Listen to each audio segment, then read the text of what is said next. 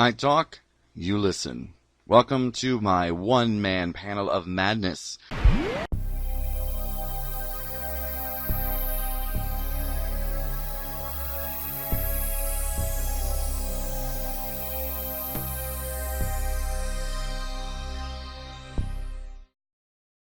Hi everybody, this is Dr. Geohu, and we're back. And yes, Picard is back, full warp speed ahead. Wow. It was, I just have to say, this was another show that I literally watched on the edge of my seat. And, not many shows do that, but from the very beginning, I not that I had expectations for Picard, but I had expectations for sort of more the background, not the story background. I'm talking about the literal backdrop, the background, the future, as it were. Because especially, when you watch shows like Star Trek Discovery, right, which is supposed to take place during the time of Kirk and Spock, the original series, you see how much their technology evolved. So I started thinking, I'm like, what is it going to look like? What are the Starfleet uniforms going to look like? The communicator badge, the new ships. So, and if you haven't seen it, don't listen to this, but like for example, the Romulan ships were modern, they were new. The L-cars, if you know what I'm talking about, how should I say this for those of you who may not know what the L-cars are? I'm talking about the I guess computers on the Enterprise and on in the future, I guess is the best way to explain for you that may not know.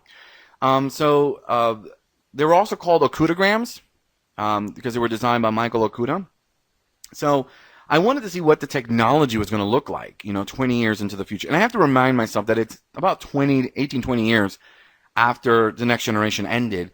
So, the technology wouldn't be too advanced. Look at us, 20 years. But at the same time, I do think about our present situation. And in 20 years, we've just think about it. We've developed so many new technologies so quickly. And but yeah, I was interested in the story too. I really was looking forward to this story because it's kind of like I want to see what happens. It's one of those things where your favorite show ends, and then it's 20 years, and what happened? What changed? Where are the new ships? What's the captain doing, or Admiral Picard? But I have to say, right off, from the very beginning, I kind of squealed because I loved how it started with kind of space. And then all of a sudden you see a ship in far off. You kind of think, oh my goodness, is that a new ship? Or is it the Enterprise? And enough, it was the Enterprise D, which is awesome. And that, going in to see Picard and Data playing poker because he doesn't want the game to, oh my goodness. To say that I didn't tear up at that scene would be a lie, because I did, and I squealed. But yeah, even the whole story just had me captivated. The whole flow of the story of the show is, I love it. The new opening sequence, for the show is beautiful. And I think it fits I guess you could say, the maturity of this specific show. Because honestly, most of the people who are really going to love this show are those that either grew up with The Next Generation or were there during the time of The Next Generation. I think new fans are going to look at it and go, okay, well, who is this Picard? And maybe go back and watch Picard, in action in the Next Generation. So for me, I actually was a teenager during the time of The Next Generation. I remember when All Good Things aired. I remember it was a Saturday. It was 8 p.m. It was Channel 11. And I remember I had some snacks because I was throwing my own party because I lived with my parents. I was still a teenager, and I didn't have friends that liked Star Trek, so I was by myself, kind of lonely. But it was cool though, and so to see this, so I actually spent the day watching the movies, but specifically I wanted to focus on Nemesis, Star Trek Nemesis, because if you watch that, then of course, then you'll understand what is going on in Picard's life and what happened, and also the reference to the Star Trek '09 movie with Chris Pine, Zachary Quinto, and the events of Romulus being destroyed are all in there, which is great. Again, Patrick Stewart was just amazing, phenomenal. His acting, I mean, just yeah, I'm speechless because it was it wasn't like, oh well, here's Picard again. It's like, oh my goodness, this is an aged Picard, and you tend to feel bad for him because he's kind of lonely, except he's got number one, which is awesome. The story again is intriguing.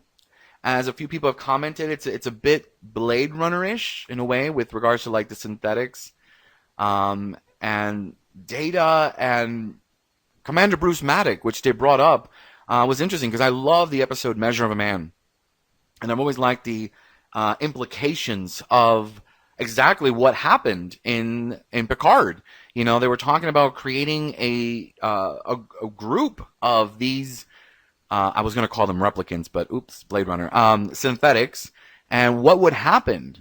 So it's almost like the story really has a lot to do with what happened in Measure of a Man. If you've not seen Measure of a Man, go see it, and you'll see what I'm talking about. But I'm interested to see if Bruce Maddock is coming back. Maybe, I don't know. I don't like to do searches for things like this because I like to be surprised. But like my theory is that at some point we may come across Bruce Maddock, Commander Maddock, and find that Data actually had been all this time kind of working with him in some way before the events of Star Trek Nemesis. And, because the whole idea that sorry, not Picard, but Data had a secret twin daughters, and it literally has you begging for more. And I could spend another hour talking about this, scene by scene, and I mean, the things with the Romulans, Picard, who loved Starfleet with a passion. I mean, again, if you watched all seasons of Star Trek: The Next Generation, that man was Starfleet. He loved the Federation. He loved Starfleet. He was so serious about it too. At times you think, God, could Picard just lighten up a bit? But no, that was Picard. He had this passion for Starfleet, and to see him break down in that specific scene, and I'm trying to be as well, I mean, if you're listening to this, then I've already spoiled so much for you. But in a scene where he's being interviewed and talking about why he left Starfleet, I actually teared up when he said because it wasn't Starfleet anymore. And it's just an amazing story. I'm really looking forward to what else is coming. And again, I try not to watch too much of the previews because I want to be surprised. But I mean, we obviously know that Troy and Riker are in this season as well. Hugh Borg, 7 of 9. So I'm really looking to see what is going on and how all this ties to Romulus and the Romulans. Because and what are they doing with a Borg ship? When did the Romulans create, or maybe they created? I don't know. Are they working with the Borg?